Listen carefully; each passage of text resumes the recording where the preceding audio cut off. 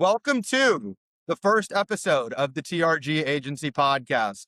What better first guest to have than one of my closest friends, someone I also work with in the business, our director of brand partnerships, Suji Kim. Suji, how are you? Hello, I'm great. How are you today? I am great. We don't talk enough during the day on Slack channels and on the phone. I figured why not have us record a podcast together? I love it. It makes the most sense. Exactly. There you go. And we're excited to do this. So a little bit of background. We are TRG. We are a digital marketing agency that bridges the gap with brands and creators. We're going to have some of our closest friends in the brand agency, and talent agency on this podcast, sharing their stories, sharing their insights about the creator economy. So before we jump in, we have a couple of questions here, Suji, for us to have a conversation on. Why don't you just let us know about you, your role at TRG, what you were and what you were doing before? Again, Suji, why don't you tell us a little bit about yourself and your role at TRG?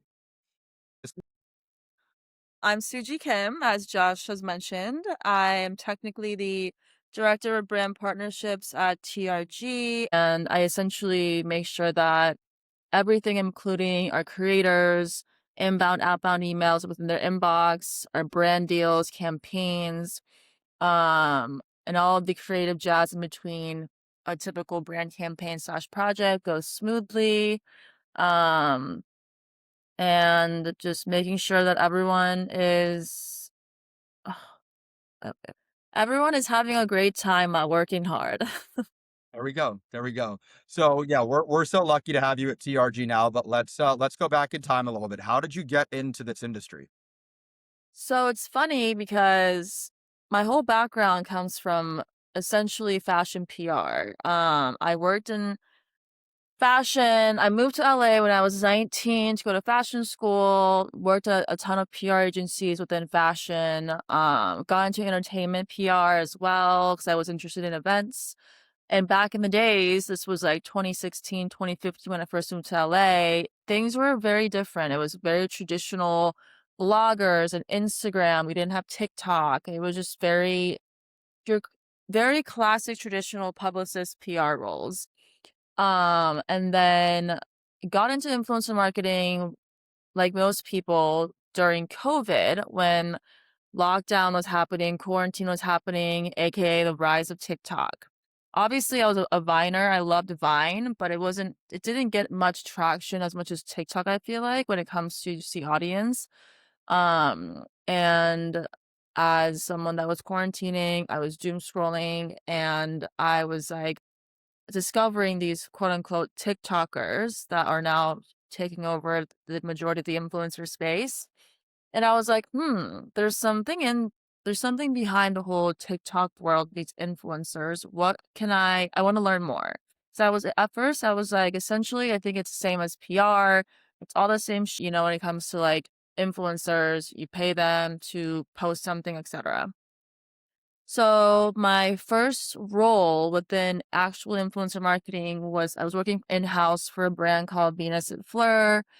It was a lot of lifestyle, and like families and couples and romantic holidays, etc. And that's where I really learned the nitty-gritty parts of influencer marketing when it came to all the terms like organic versus paid, UGC, whitelisting, how to negotiate and differentiate gifting versus a typical campaign where it's paid with deliverables and terms and usage and all that jazz. And I honestly really, really loved it. I was like, this is so interesting and it was just fun. I don't know, just really fun. And then at one point I was like, I want to do more because I was so in the niche of like working with family creators and the traditional celebrities. I wanted to kind of just like tap into a different world, which is then I joined another agency that had more of a broader clientele. And I got involved in heavily with entertainment slash reality TV and sports. Anyone that knows me knows that I only go to sporting events for the buffalo chicken dip and cocktails. So when they first put me on as an AM for a major telecom client, that I was working on, I was like, "Okay."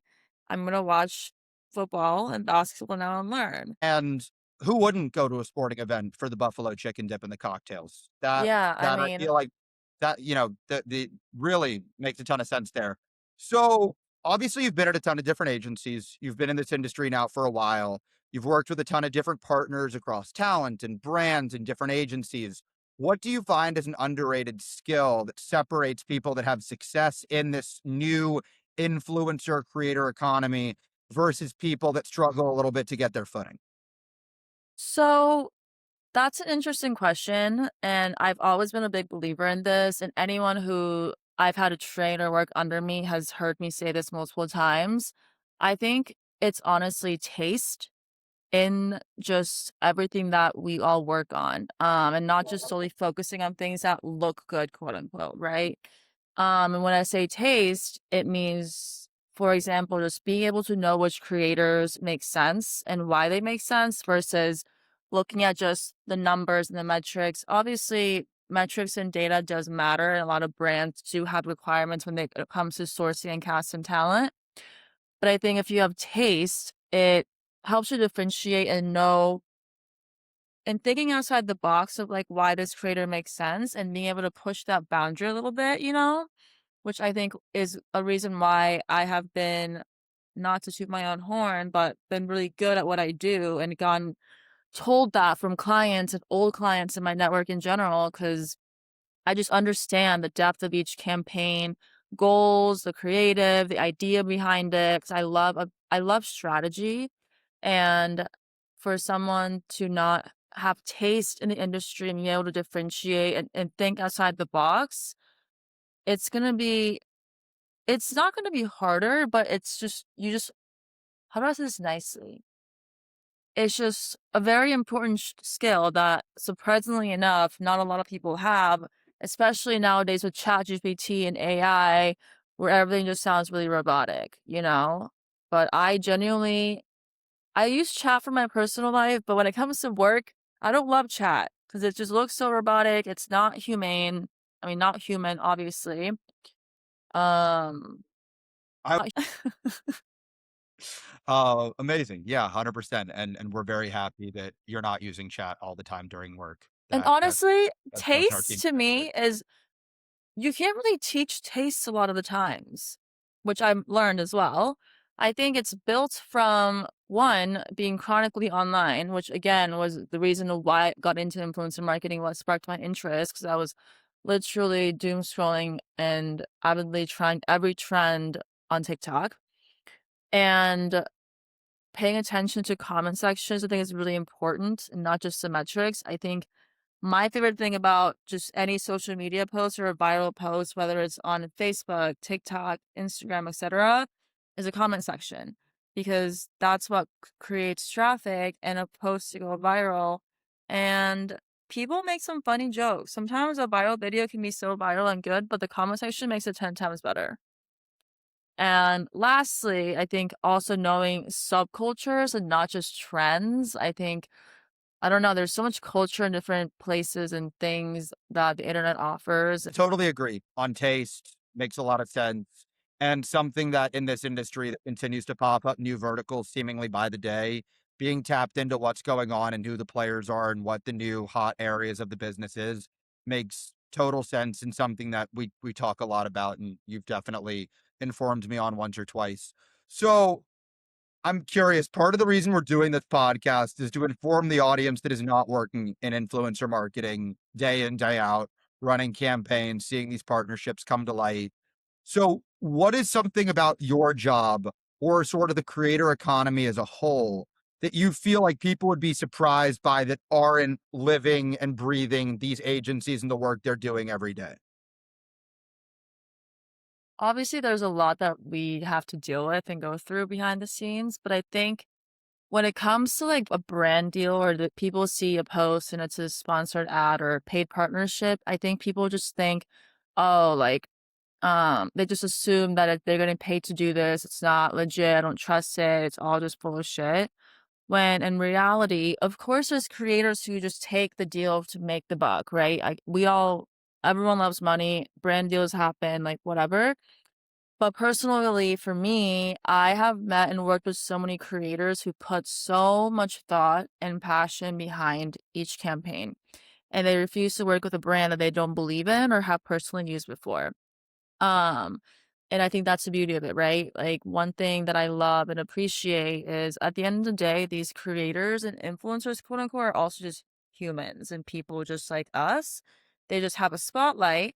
And yeah, I just think the back and forth with approvals, ideation, like just being really creative.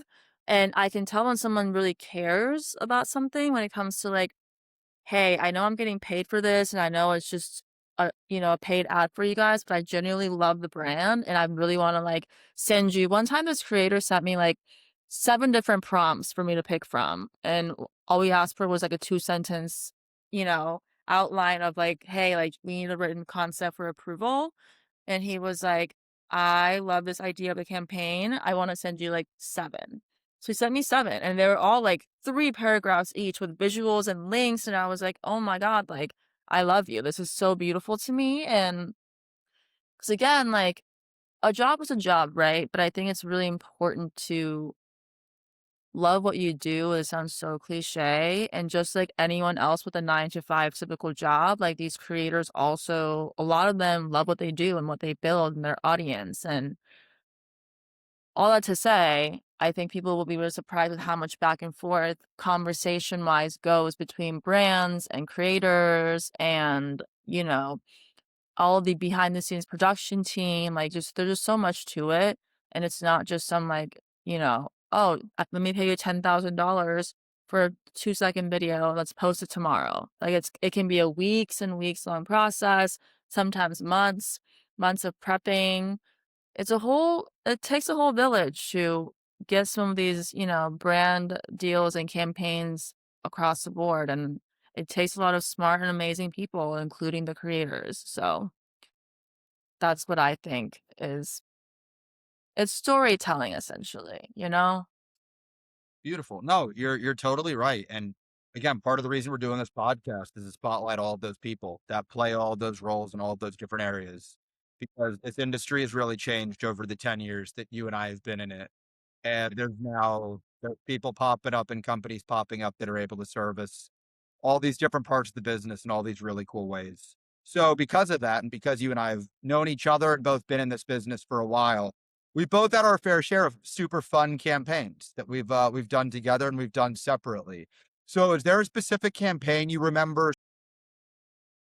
No, Um, Obviously there are a lot of crazy moments that you and I have both dealt with together and not together. But I think anytime there's an on-site activation or event and I'm not on site with the team or with the talents and I have to like do everything virtually, I know for when I was really heavily working in sports and a lot of events on site, there were moments where obviously based on clients, like not everyone can be there or fly out for a certain event. I think a lot of it being like Super Bowl season or, March no, All-Stars weekend, things like that where I'm so heavily involved, but like I just due to personal reasons, budgets, whatever, like I just sometimes can't always be at every event. And it's just insane. I don't know. And it's like you're on the phone nonstop, texting everybody, unsaved numbers, group chats coming in, people calling you, being like, yo, what's going on here? Where's this talent? They're like 10 minutes late. Having to call Ubers on behalf of talent and creators and athletes. And I think honestly, working closely with actual like celebrities, quote unquote, and like athletes were a lot of my like, what the hell is happening moments. Cause again, Josh, like I know the very generic names of the sports world. But when it comes to like others, I'm just like, oh, like whatever, you're just another guy to me. Versus they'll be like, do you know who I am? And I'm like, not really. Why are you yelling at me? You're a grown man. Just dealing with that virtually. And there's been days where I'm like literally at my computer and phone for like 15 hours a day, making sure things go smoothly. And yeah, I don't know. There's just been a lot of moments. And looking back, it's like, damn, like it was kind of fun. Like, I thrive in chaos and pressure, and it's, you know, very interesting time whenever shit goes sideways and everyone panics and everyone's like, "Oh my god, we're not gonna make it." And then we get through it and we're like, "That was so dumb." Yeah, that definitely feels like a skill that this business, if you don't have it early on, you certainly learn to develop it where Yep. there is a problem there is that element of problem solving that if you liked playing with puzzles as a kid, this could definitely be the industry for you. Yeah, Yeah, I and agree. you've solved your fair share of problems, that's for sure. A lot of We appreciate you being here.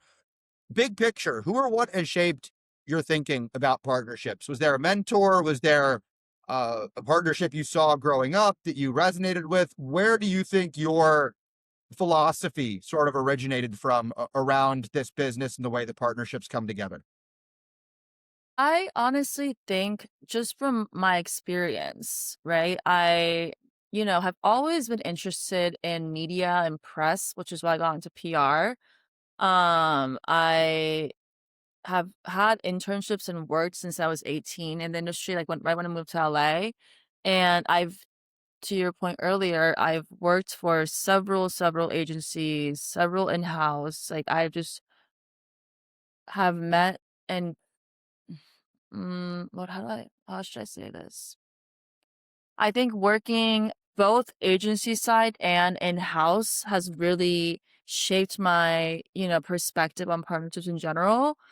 And that's from working across different brands and verticals and, having multiple clients in an agency versus to only having to focus on one brand is very interesting and very of a learning process. It's kind of like speed dating, right? When you're an agency, you have several clients, everyone is different, everyone has different needs, goals, audiences, and you have to really make sure that your brain can shift and cater to each clients. And it also shows you, oh, like brand is so similar to this brand, but both clients want total different like niches and different goals and metrics and different outcomes per project. So just getting to know that part, then working in-house and really just focusing on one brand and putting all your ideas into one brand.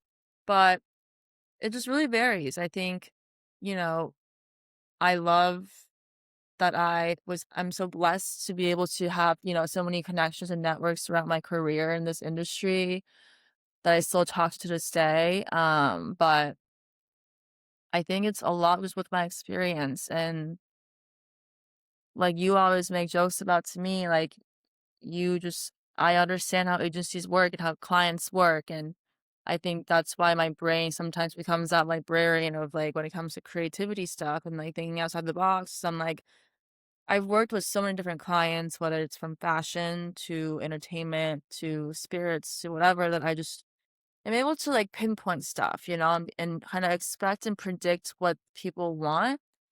And usually I'm correct because I'm always usually correct. So What a beautiful way to finish it out because you are always correct. thank Well, you. this is great. This was great. I thank you for doing this. This was really fun, and I'll see you at work tomorrow. See you at work tomorrow, pal. All right. Have a good day. Bye. Bye.